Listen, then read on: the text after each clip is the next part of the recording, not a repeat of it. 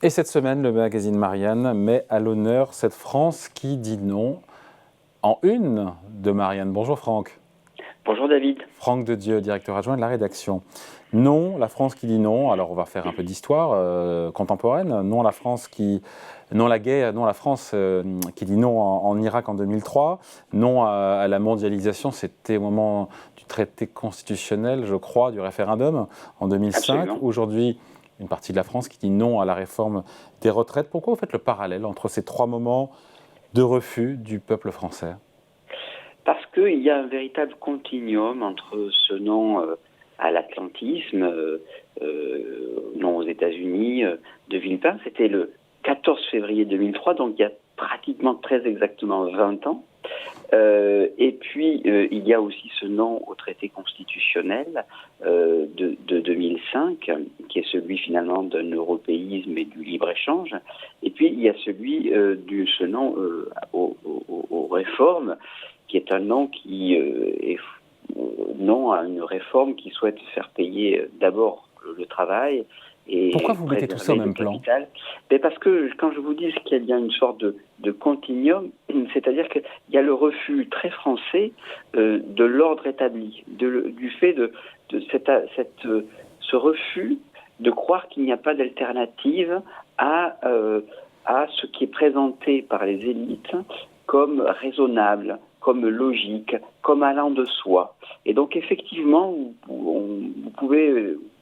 parce que je vous connais et je vous sens un peu venir, c'est-à-dire de dire vous mélangez un peu ces trois noms, ils sont très différents, oui. C'est un peu les choux et les carottes, mais non, pas tout à fait, parce que c'est presque un nom qui puise, qui a pour dénominateur commun cet esprit un peu sans-culottif de la Révolution française, c'est-à-dire de dire non à ce qui paraît à une élite comme une forme d'évidence, à une forme comme ce qui est tamponné du rationalisme. Bien, Alain, le philosophe, disait penser, c'est dire non, c'est penser.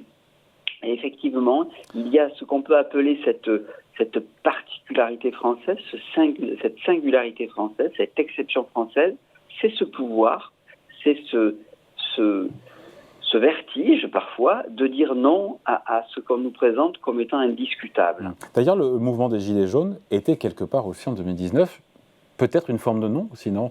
D'ailleurs, c'était non aux impôts, non ? C'était non à trop d'impôts ? Pas seulement, c'était non, si vous regardez quel était les programmes des Gilets jaunes, c'était non, finalement, à un ordre néolibéral qui puise ses racines dans 40 ans de dérégulation et qui le refuse. Alors, là où effectivement, on peut se dire qu'il y a quelque chose de commun également, c'est que ce non a précédé un grand oui. C'est-à-dire qu'on a regardé un peu historiquement, je reviens aux retraites, comment les sondages d'opinion ont répondu aux différents plans de retraite. Le fameux 95 contre Juppé, mais il y a la réforme Woerth, il y a la réforme Fillon de 2003, et puis il y a la réforme Borne.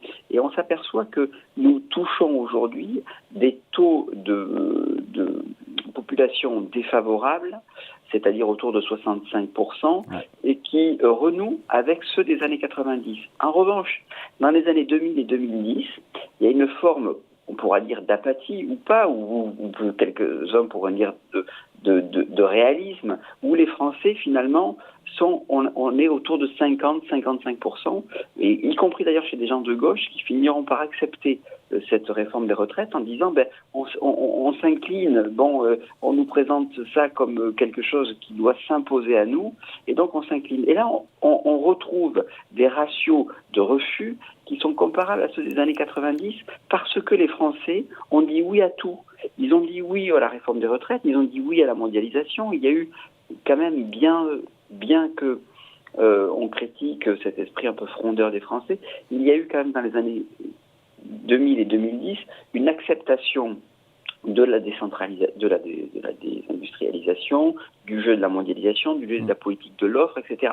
Et les Français se disent, attendez, on a quand même joué le jeu, on se retrouve avec une réindustrialisation qui ne vient pas, des crises qui s'accumulent, qui se succèdent les unes après les autres. La crise financière, où on se disait la régulation c'est formidable, l'autorégulation ça l'est pas, non, ça crée des crises en pagaille. Et puis après il y a la crise souveraine, où on nous disait l'Europe, vous savez, c'est un bouclier puissant. Et puis ensuite la crise sanitaire.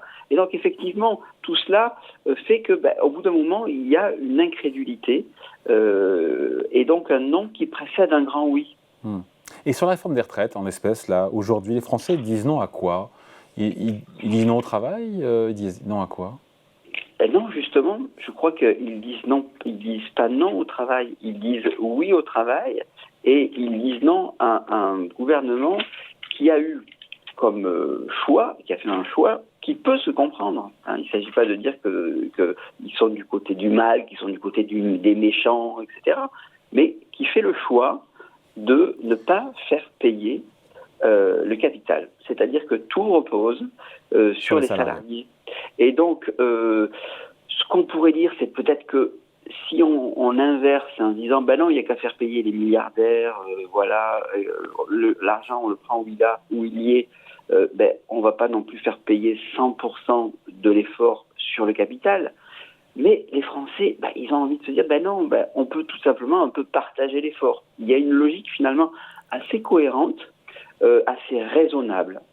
Ce non est assez raisonnable. Il est assez presque, j'allais dire, on verra ce qui se passe samedi, j'espère de ne pas être pris au dépourvu, mais il est assez bon enfant jusqu'à aujourd'hui. Il n'y a pas eu véritablement d'agressivité, de violence.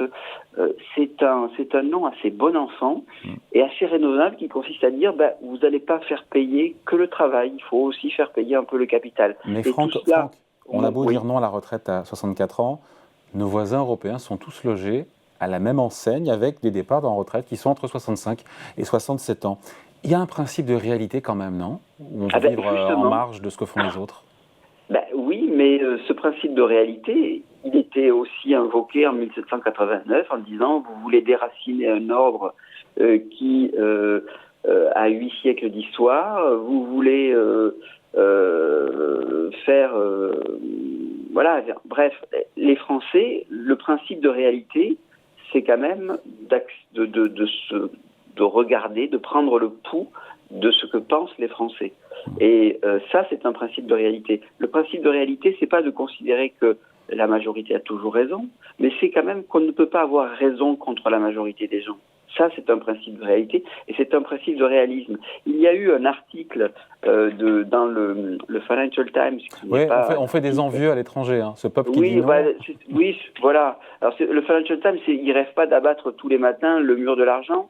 Il disait, ils ont peut-être raison, en fait, ces Français. Ils ont peut-être raison de se battre pour les retraites parce que, ils incarnent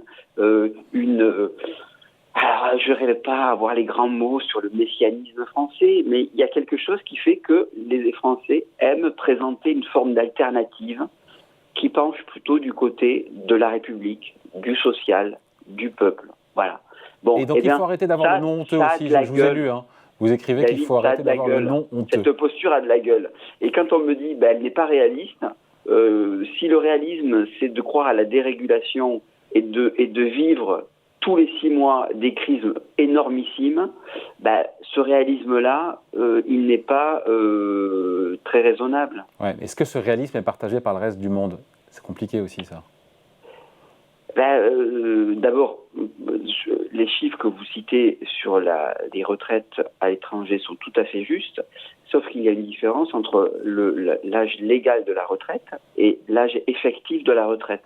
Là, il y a 18 pays sur 21 en Europe dont l'âge effectif de départ intervient avant l'âge légal. Et nous, c'est le contraire en France. L'âge effectif dans le privé est à 63,5 ans. Voilà, donc effectivement, donc vous apercevez que, je ne dirais pas que à l'étranger, ils partent plus tôt que nous, mais ils ne partent pas aussi tard qu'on le dit, et nous ne partons pas aussi tôt qu'on le dit. Donc il y a quand même une certaine convergence. Mais à la rigueur, je crois que la question, c'est plutôt une question de société. C'est-à-dire, qui finance le départ, ce choix politique-là ? Qui le finance ? Comment à partir de là, c'est une question éminemment politique. Ce n'est pas qu'une question comptable. Ce n'est pas qu'une question où il y aurait d'un côté les doux rêveurs et d'un autre côté les réalistes des pays du Nord. C'est plus compliqué que ça. Je pense que c'est un sujet politique et même idéologique. Et il y a d'autres sujets politiques et idéologiques sur lesquels les Français pourront éventuellement ou auront l'occasion de donner leur point de vue et de dire non. Des sujets énergétiques, des sujets géopolitiques, des sujets budgétaires. Oui, effectivement. Par exemple, le sujet budgétaire demain, là, il se prépare quelque part des nouveaux critères de Maastricht qu'on nous présente comme étant un peu plus souples parce que qui ont été suspendus depuis 2020 quand même. Hein. Oui, absolument, mais qui vont être remis en selle dans les mois qui viennent et où il est question, si on en croit la Commission, d'assouplir la trajectoire d'assainissement budgétaire des États, mais également lorsqu'ils ne l'ont pas, ils ne respectent pas leur engagement, d'appliquer des sanctions encore plus fortes. Donc il y aurait une forme de souveraineté nationale qui sera encore une fois un peu plus entamée. Et d'autre part, il est question à chaque fois de se dire, vous allez définir votre assainissement public, mais jamais il est question de se dire, on peut s'endetter à un taux. Si c'est placé, si l'argent ainsi levé est investi sur des plans qui ont un retour sur investissement supérieur, je pense par exemple à l'isolation des bâtiments, eh bien là il n'en est pas question. C'est encore une fois, ça prend l'allure d'une forme d'assouplissement, de flexibilité réglementaire, mais qui en vérité est un leurre, puisqu'il s'agira d'abord de toujours baisser un peu plus, d'être encore un peu plus rigoureux, et d'autre part, de s'exposer à de vraies sanctions, parce qu'aujourd'hui, il y a beaucoup d'États qui, même tous à peu près, sauf un ou deux, je crois, qui n'ont pas respecté les critères, mais ils n'ont pas été sanctionnés. Ils n'ont pas été sanctionnés parce que sanctionner un pays, ça le fait avec l'aval des autres, et ça expose les autres à des sanctions. Exactement. Bon voilà, tout ça et bien plus encore à lire cette semaine, ce week-end, dans cette France qui dit non. On va voir la couverture de Marianne de cette semaine. Guerre, mondialisation, retraite. La France est belle quand elle dit non. Merci beaucoup. Voilà, j'ai dit elle a de la gueule, c'est un petit peu familier, pardonnez-moi David. Oui, il faut parfois être un peu... Franck Dedieu, directeur adjoint de la rédaction de Marianne. Merci Franck, salut. Merci beaucoup, au revoir.